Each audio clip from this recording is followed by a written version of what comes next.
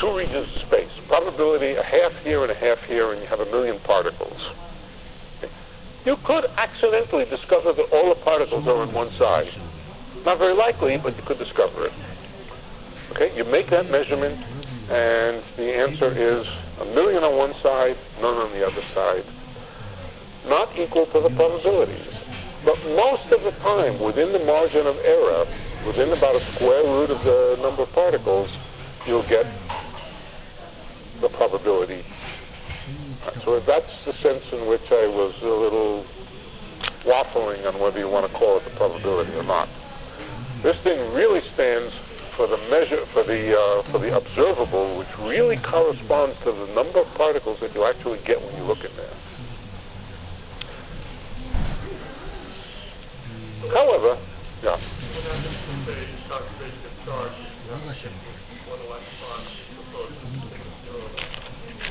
Yeah, that's a bad thing to do. Right. But what you could do, no, that normally doesn't occur. But what you could do is have a superposition of states in which there's some number of electrons distributed throughout the different states, and then add that to some number which is distributed differently, same number of electrons. Photons, however, because they don't have charge, you have no problem superposing different numbers of photons. Now, even with electrons, you can, don't forget, there are other species of particles in the world. In particular, there are positrons. Okay? So you can superpose states with different number of electrons at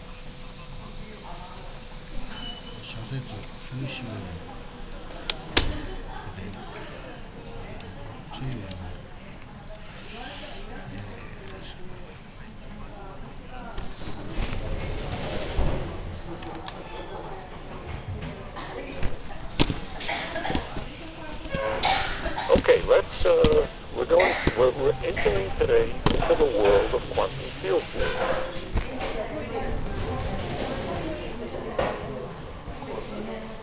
Description of nature as we know it, with the exception of gravity. And so, practically everything that we know, with the exception of gravity, in principle, we think, is explainable if only we had the computational power to be able to solve quantum field theories with the accuracy that would be appropriate. Now, the problem is, of course, that problems tend to be much too complicated to solve, except for some very special problems. You can understand the hydrogen atom, but by the time you get to the boron atom, they're too complicated, and so forth. And certainly studying human beings is well beyond the capacity of any quantum field theorist that I know.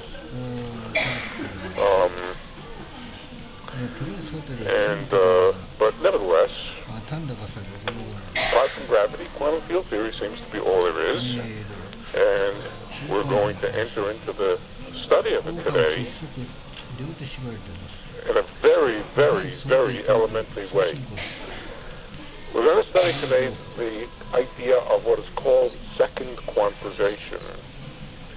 But before we do, and second quantization is about quantum fields, but we'll come to it. I want to review something first and maybe generalize that something a little bit.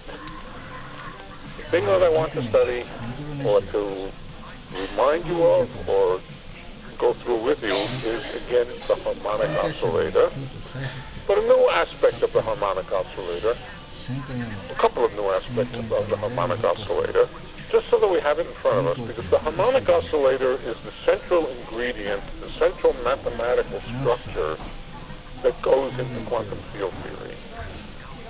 So we need to understand it, make sure we understand it well.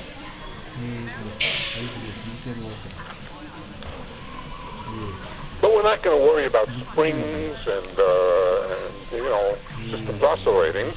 When I speak about the harmonic oscillator, I'm really speaking about the algebra of the little operators A plus and A minus, and the product of A plus times A minus, which is what? Do you remember?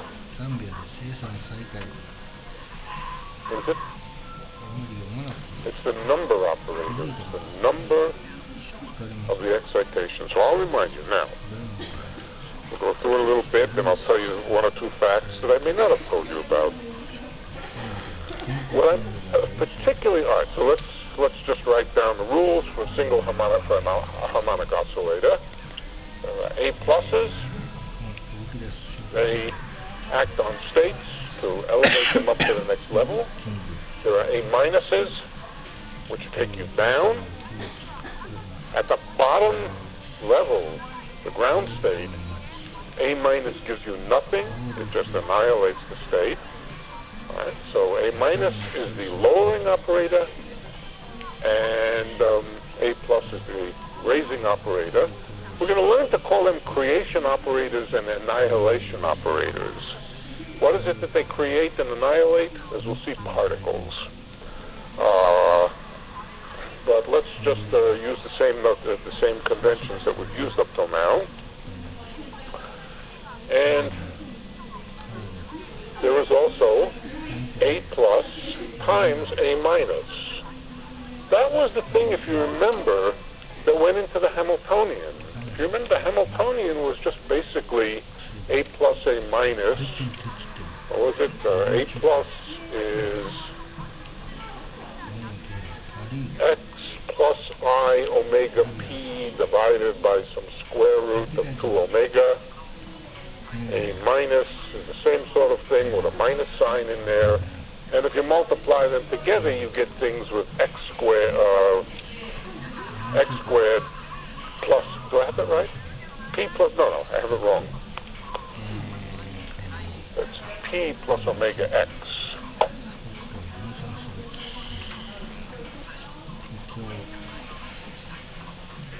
And if you multiply the two of them together, you get P squared plus omega squared x squared plus this extra little term that was the ground state energy. And so that went into the Hamiltonian, A plus times A minus, and we called it the number operator. It was the thing whose eigenvalues, whose observable values, were the integer level spacing, or the integer levels of the harmonic oscillator. So I believe we called this capital N, if I remember. And its eigenvalues we called little n, the observable values of it. One more thing, the commutation relations of A plus and A minus. That's what made, A plus and A minus are Hermitian conjugates of each other. That's an important mathematical fact. But the other mathematical fact is that the commutator of A minus with A plus is equal to 1. That's what made everything work. That's what we used to find the properties of what happens when we act with A plus and A minus. We used those commutation relations.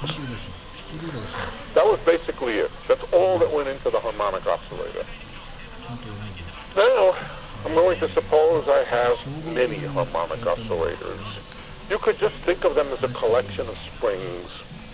Or you could think of them as the various oscillations of a violin string, or whatever, for whatever reason, there happen to be many independent systems that are undergoing oscillation, or that can undergo oscillation, possibly with different frequencies.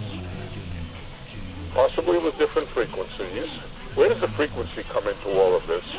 The frequency, well, first of all, it comes in here, but